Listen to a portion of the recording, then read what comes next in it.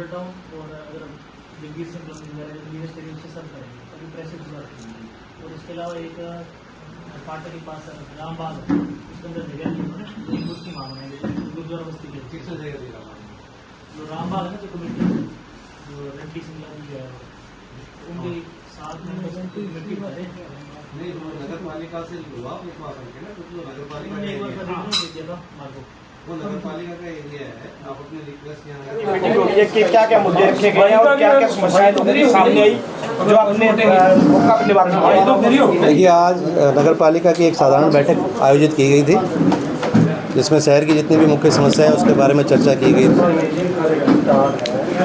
इसमें आपके चैनल के माध्यम से मैं बताना चाहूँगा कि जो मुख्य मुद्दे हमारे थे, सबसे पहला जो पानी से रिलेटेड जो बातें थी उसके लिए पब्लिक हेल्थ से जो जेई हैं नरेंद्र बाबू जी वो भी मीटिंग में शामिल थे।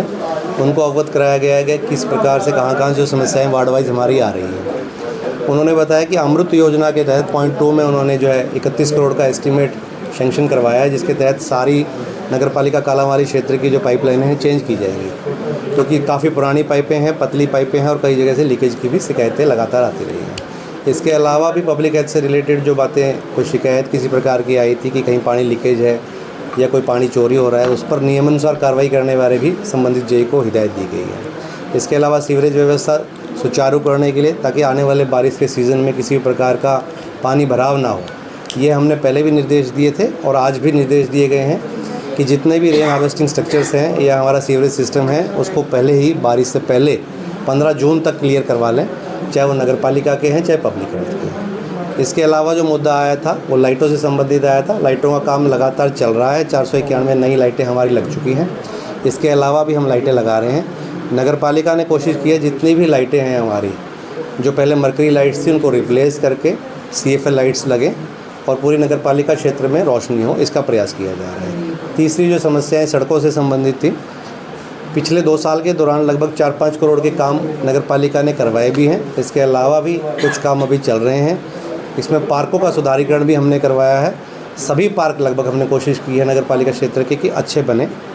आप भी देखिए, पार्कों में काफ़ी सुधार देखने को मिल रहा है, जिसका लोगों को फ़ायदा उठा रहे हैं। इसके अलावा दादू रोड पे जो पार्क है उसको हम एक स्पेशल जो हमारे दिव्यांग के लिए जो है पार्क बना रहे हैं, उसके लिए सरकार की एक स्कीम है जिसके तहत राशि दी जाएगी, उसको उसमें शामिल किया गया है। तो ये सारी विस्तार पे चर्चाएं की गई हैं। कोशिश यही रहेगी कि नगर पालिका में जितना विकास कार्य हो सके वो जल्दी से जल्दी शीघ्र कराया जा सके। सर, आज बैठक हुई, इसकी इम्प्लीमेंट जो आज की बैठक में मुद्दे रखे गए हैं, इनकी इम्प्लीमेंट के लिए अगली बैठक कब होगी या कब तक इम्प्लीमेंट हो जाएगा? देखिए, जो भी कार्रवाई की जो आज मीटिंग की गई है, इसका प्रोसेस 2 तरह का रहता है। जो हमने नए काम पास कराए हैं, ये कार्रवाई DMC महोदय सिरसा के पास जाती है और वहाँ से अप्रूवल होकर के आने के बाद उस पर इम्प्लीमेंटेशन होती है। 1 सप्ताह या 10 दिन हम लगभग मानते के चलते हैं कि उसमें समय लगता है। इसके अलावा बाकी जो शिकायतें हैं या जो समस्या का निराकरण है, उसके लिए 15 से 20 दिन का हमने समय दिया है और 1 महीने बाद फिर हम इस मीटिंग और करेंगे। सर, दादू रोड पे आपका विकास कार्य चल रहा है, लोगों के आरोप थे कि सड़क काफ़ी लंबे समय से बन रही है, उसके लिए क्या कार्रवाई रहेगी आपकी? देखिए, दादू रोड पे जो ये सड़क बन रही है, ये पिछली जो हमारी मीटिंग हुई थी साधारण मीटिंग, उसमें कुछ डिमांड लोगों ने की थी कि काफ़ी टूटा हुआ है। स्वयं मैंने भी निरीक्षण किया था, इस पर जा के देखा भी था। उसके बाद इसका टेंडर लगवाया, कार्य शुरू करवाया गया, क्योंकि बाज़ार का क्षेत्र है तो उसमें कई बार कई चीज़ें देखनी पड़ती है, लोगों को आवागमन में भी दिक्कत ना हो। फिर भी जो ये शिकायत आई है कि काम धीरा चल रहा है, उसके बारे में निर्देश दिए गए हैं जेई को कि नियमानुसार टेंडर में जो समय निधि है उसके अंदर उस कार्य को पूरा कराएं। अगर उसके अंदर पूरा नहीं होता, जो भी प्लेंटी का प्रोविज़न है या नोटिस का प्रोविज़न है वो उसको दिया जाए। सर, शहर में लाइटें लगी है, विकास कार्य जरूर हुआ है, लेकिन देखा जा रहा है कि बेड स्विच लगाकर लाइटें छोड़नी पड़ रही है। कहीं ना कहीं बारिश का मौसम आता है तो करंट लगने की भय लोगों में मतलब देखा भी गया कि करंट लगा है। तो इसको लेकर ऐसा क्यों नहीं किया जा रहा कि एक ही स्विच पर सभी लाइटें शहर की चले और मीटर के द्वारा चले? ऐसा क्यों नहीं हो रहा? ये जगदीश जी बहुत अहम मुद्दा आपने उठाया, बहुत ही ज़रूरी ये मुद्दा है। क्योंकि कालांवाली क्षेत्र में जो लाइटें पहले लगी हुई थी, जैसा कि मैंने अभी आपको बताया, अभी हमने पुराना टेंडर इसी वजह से रोका था कि जो लाइटें लगी हुए हैं, स्विच बोर्ड लगे हुए हैं, वो इंडिविजुअल्स लगे हुए हैं। जब हमने जा कर के देखा तो यही शिकायतें आई कि ये लाइट तो मैंने खुद लगा रखी है, इसका स्विच बोर्ड मेरा खुद का है।